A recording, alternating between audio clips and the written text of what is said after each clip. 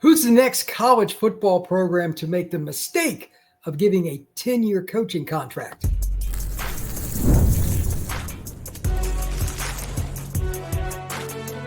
You are Locked On College Crossover, part of the Locked On Podcast Network. Your team every day. Crossover edition of Locked On the Portal and Locked On College Football. I'm your host, Brian Smith, longtime college football recruiting analyst. Thank you for making this a part of your day each and every day right here on the Locked On Podcast Network. We are brought to you by our friends at Gametime. Download the Gametime app, create an account, and use code LOCKEDONCollege for $20 off your first purchase. We're going to be talking all things coaching candidates as it impacts the portal, rosters, everything else, because it is about as crazy a coaching carousel as it can be. And today, we're going to be doing that with Locked On College Football's Spencer McLaughlin. Spencer, it is entertaining. That much I can say right now. I'm sure your show is just like limitless, and it should be. It's the same thing with mine. So let's dive in. My pet peeve are all these schools that act shocked when something doesn't work out. Most coaches don't, but yet they've got these guaranteed contracts. I say it's okay for a 5 or 6 year deal. 10-year deals are pretty dumb. By and large, somebody's just got to put their fist down and say no. What's your take on the long-term contract right out of the gate?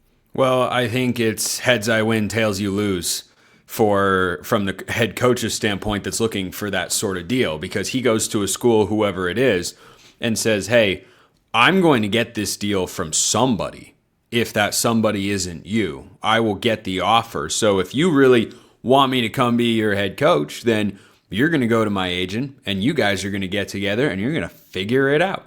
You're going to figure out what the numbers are and how long it'll be. And that's what'll happen. And what I have noticed across college athletics at the highest level for a long time, Brian, when these searches come up, is I think agents have just reestablished the standard time and again over the years. And they have just run circles around athletic departments that are paranoid to an extent that if they don't get this coach, they won't be able to find a good one who is available at a more reasonable price. And look, if you think about it in the context of Major League Baseball free agency, for instance, that there needs to be a line, but it just seems like with coaches, there isn't, because it is such an important hire, But if you look at a contract like Juan Soto with the Mets, a historic amount of money, it's for such a long time.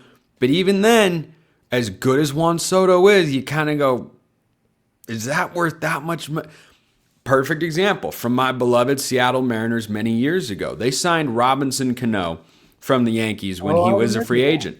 I remember exactly where I was. I could go show you the spot in my high school where I stood when I first got that news. But when that happened, even in that moment, for a franchise that I've been a fan of my whole life that has been starved for winning and contending, there was nothing. And then all of a sudden there was Robinson Cano.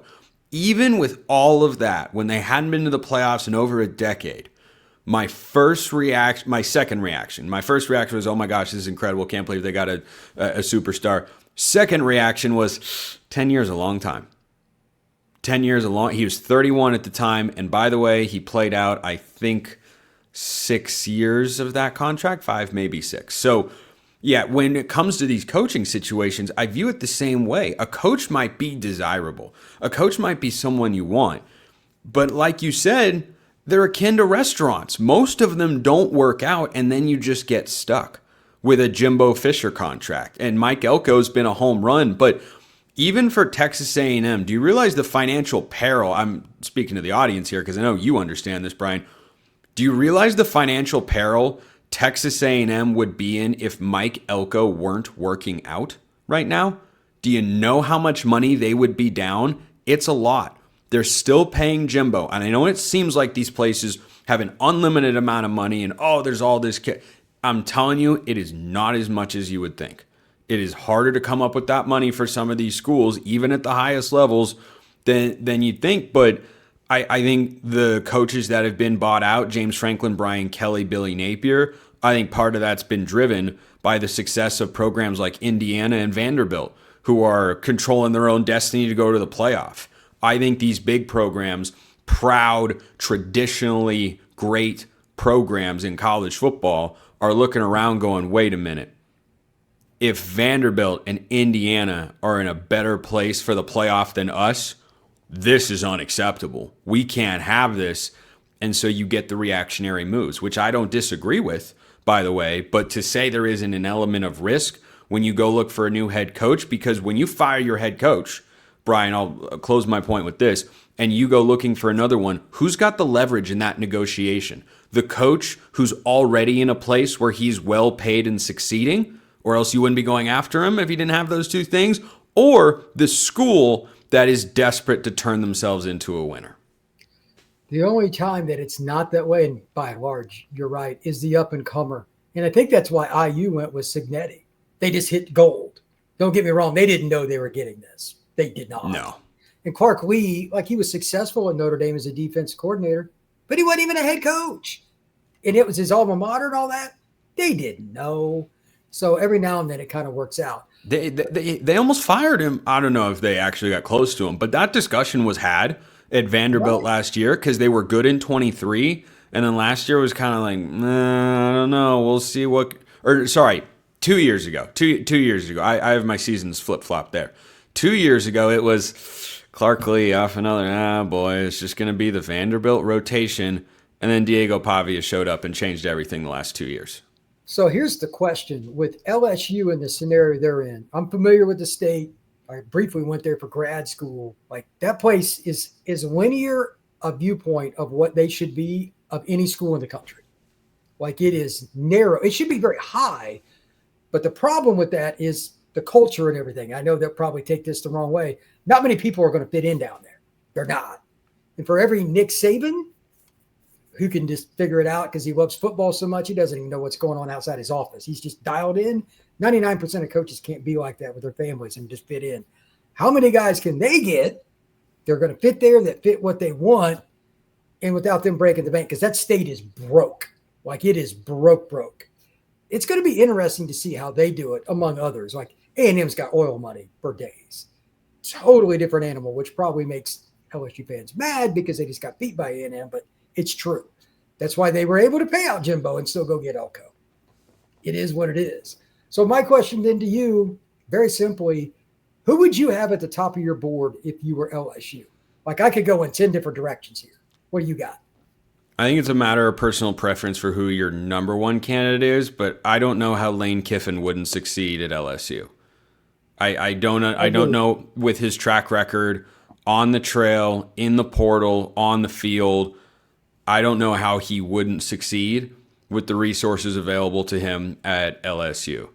Even though it would be round 2 of poaching a Notre Dame head coach, I'd give Marcus Freeman a call because I don't know how he wouldn't succeed there either. Now, John Sumrall is the interesting upside name. I think there's kind of a perception split the difference with Sumrall. He's been a head coach and been successful, but it hasn't been at a high level yet.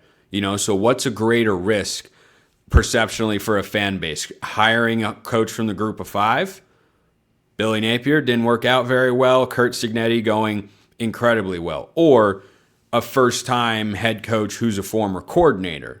Oregon with Dan Lanning obviously struck gold in that particular scenario. Or Kirby Smart hadn't been a head coach, I don't believe, until he got hired to Georgia. It's going very well.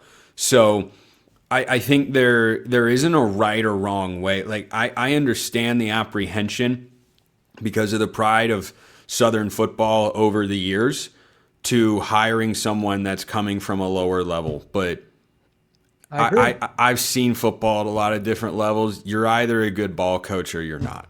You can either make it the next a coordinate. For every example, I just listed a couple. For every example of a coordinator that hasn't been a head coach working out, there's one that didn't. And for every example of a G5 head coach not working out, there's one that did. So if they hire John Sumrall and it doesn't go according to plan, I won't retcon it and say, that was a terrible hire. You can't hire someone that hasn't been in the SEC before. I don't believe that to be the case. And Curt Cignetti's the best example. He is far from the only example that has worked out making that particular jump. So, Yeah, I think if you're LSU, those are the names I'd want to go get. I mean, make Nick Saban tell you no, I guess. 100%. Like, I don't think there's a rush on this, and I feel the same way about the Penn State situation and Florida as well. I know there will be plenty of discussion about got to get a guy in that can get himself established and get ready for the transfer portal class. Like, are you hiring a head coach for 2026? Or are you hiring a head coach for the next 5 years of your program? Like, take your time, get it right, worry about 2026 in a moderate fashion. And say, that's not our high priority. We're looking at the long-term outlook, not let's rush and try to get everything right and fit. Let's get Lane Kiffin so that he can come be the portal king and build this roster immediately. Like, no, I think you have to have a little bit of patience there. Kalen DeBoer at Alabama is showing you just that. You know, he was not success. I called his first season in Tuscaloosa a failure. It was to not be able to go in there and make the playoff. And here he is in year 2. It's going all right. Yeah, it's going pretty good. When we come back, I'm going to give Spencer some rapid fire, which coaches he thinks could probably fit in just about anywhere. That is next on this crossover, Locked On the Portal and Locked On College Football. Today's show is brought to you by our friends at FanDuel. The NBA is back, and there's no better place to get in on the action than FanDuel, America's official sports betting partner of the NBA. And even if you miss the start of the game or want to ride with the hot hand, FanDuel has live bets on everything from who will score next, fourth quarter comebacks, and more. Plus, you can even combine your live stats into a same-game parlay for a shot at a bigger payout. Keep the game exciting, especially when your team's making a late push with FanDuel. Right now, FanDuel is giving new customers $300 in bonus bets when your first $5 bet hits. So head over to FanDuel and sign up today and win with FanDuel, the official sports betting partner of the NBA. All right, let's have a little fun here, Spencer. Just going to throw out some names. These aren't going to be anybody surprising. Okay. Do you think these guys could fit in like up north, down south, culturally, etc.? The first one, I think, is one that people don't know where to rank it. Even myself, I struggle with probably the most. That is Matt Campbell. He went to Pitt, played for like a year, transferred to Mount Union, was a good player at D3, then went into coaching that level. The only head job that he's really had is Iowa State. How do you know what he's going to do recruiting if he went to Penn State or LSU? What's your take on him? I struggle with him probably more than anybody else.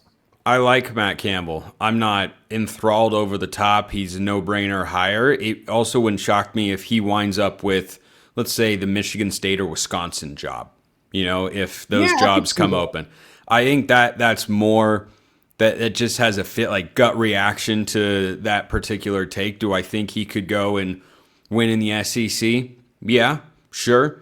Do I think that it's the number one target for any of the SEC jobs open right now? No, but if he's on a short list of the top 5 and the first 2 or 3 turn you down and you get to Matt Campbell, I think you have a guy that is capable of succeeding. I do. And, you know, the issues that Brian Kelly ran into came down, I think, more than anything. I know the accent thing is just now looks even worse in retrospect, just absolutely terrible. And, you know, there are a number of other things that I'm sure have come out and will come out about why that situation went wrong. Fundamentally, Brian, he couldn't get his coordinators right.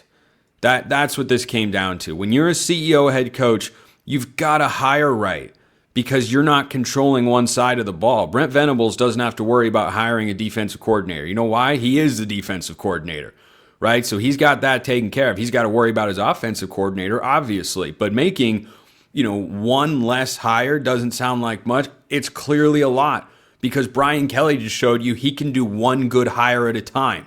He had Mike Denbrock. Well, Denbrock went to Notre Dame. Guy got to replace it. Yep, that wasn't right. And that aligned with a bad defensive coordinator and then Blake Baker, who I think we all agree is really good, coming from Missouri, but now the offense is a mess. So Matt Campbell, I don't think would have that problem because Iowa State, I think, has been a pretty balanced team for the last several years. They haven't been some one-sided masterclass that just goes and is, you know, incredible on offense or incredible with the run game or incredible on defense or they're special. No, they're just a good, well-run, solid program at a place where I don't think it's easy to win. So I think there is some ability. The questions in recruiting I think would be valid. But in terms of running a program, no, I think Matt Campbell could go anywhere and succeed. It's just a matter of how high that success could go. The next one is the intriguing one for me. I don't think he's going to leave because it's his alma mater. But just picture the following for a second. Take Jeff Brom and put him in Gainesville with the wide receiver. Oh, man. Tell me that wouldn't. And by the way, for those that don't know, Louisville for years, even before Jeff got there, recruited Florida, and he's recruited it even harder. So he has familiarity with it anyway. You know what interests me about that, Brian? Jeff Brom gives me Mike Leach vibes. Oh. And I say that because he's an offensive coach. He's a play caller. Quarterback track record is really strong. He's won at multiple places, and he's done it at spots where he has to do more with less. He won at Washington State. He won at Texas Tech before that. It was starting to get going at Mississippi State, unfortunately, until his untimely passing. RIP, Pirate forever and always. And I think Jeff Brom is that kind of guy. He went to Purdue. He won. It's hard. Barry Odom's learning that right now, and I think Barry Odom could be all right. But Jeff Brom went there and won. He left, disaster area. He goes to Louisville, and all of a sudden they just beat Miami, and they do not have the same composite talent on that roster that Miami has or anywhere close to it, quite frankly. That was a coaching masterclass. And if the line that Mike Leach used to say when he was at Washington State, or a line that because he had a lot of them.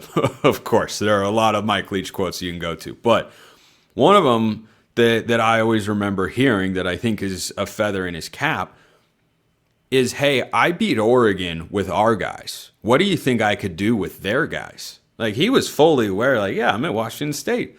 I don't have the same talent as Oregon. He beat the Ducks 2 or 3 years in a row. Now, Oregon had fallen down, but the fact remains that Oregon had better overall talent on the field, and Mike Leach just outcoached him. 2018 is a great example.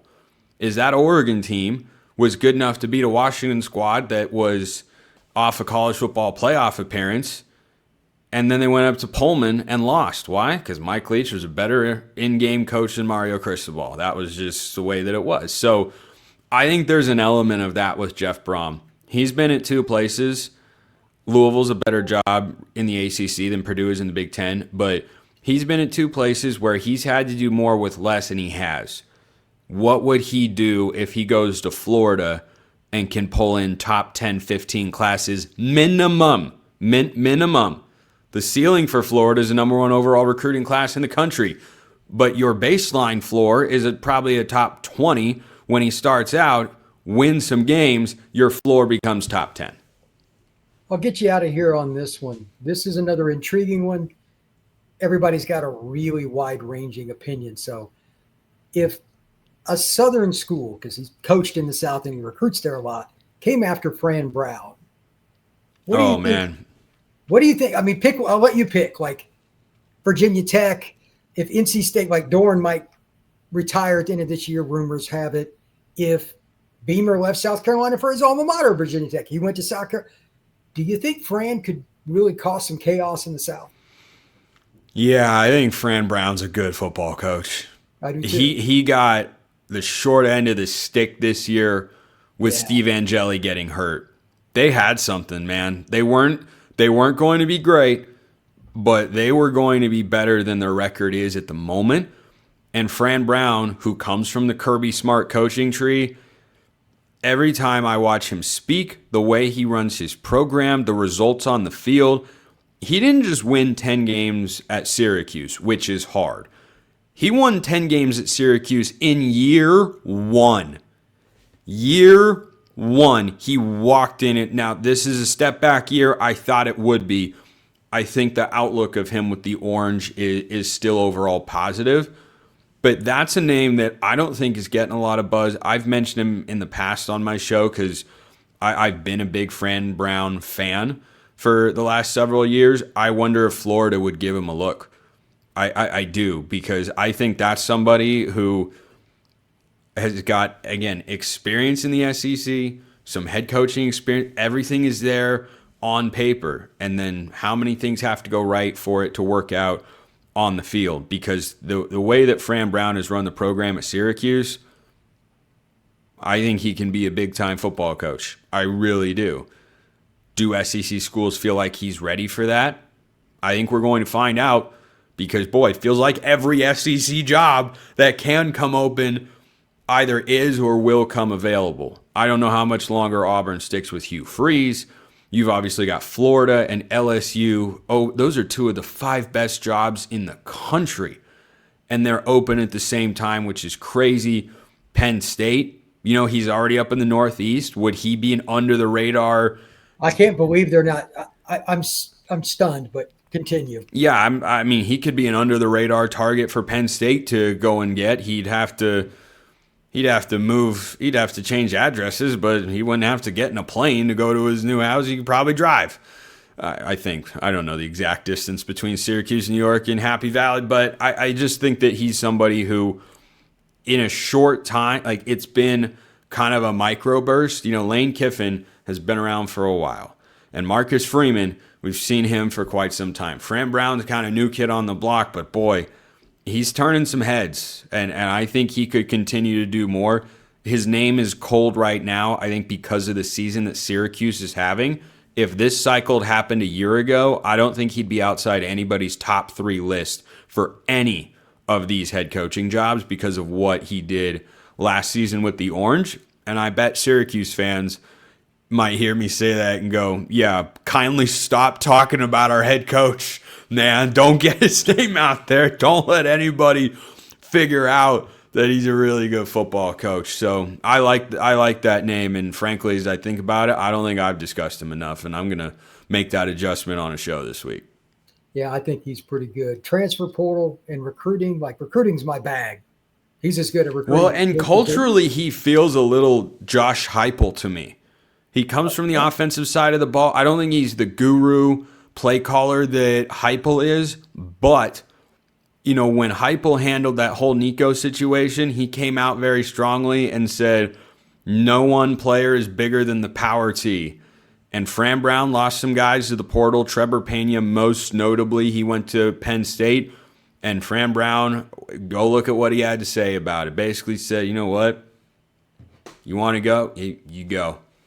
We're going to be all right. We want guys that are going to be here. We know, we believe in what we're doing. And Syracuse is in a good place as a result. I know they're not having a great season. I really think the Steve Angeli injury cost him a good amount. Angeli was playing really well. He was playing really well. He and Jonte Cook had a connection. That's another feather in his cap. Cook has had a myriad of off-the-field problems, and he's gone to Syracuse, and he's been close to maximizing his full potential. And I think that is just one example of several I could give you about why Fran Brown could be a head coach at a football brand that is bigger than Syracuse.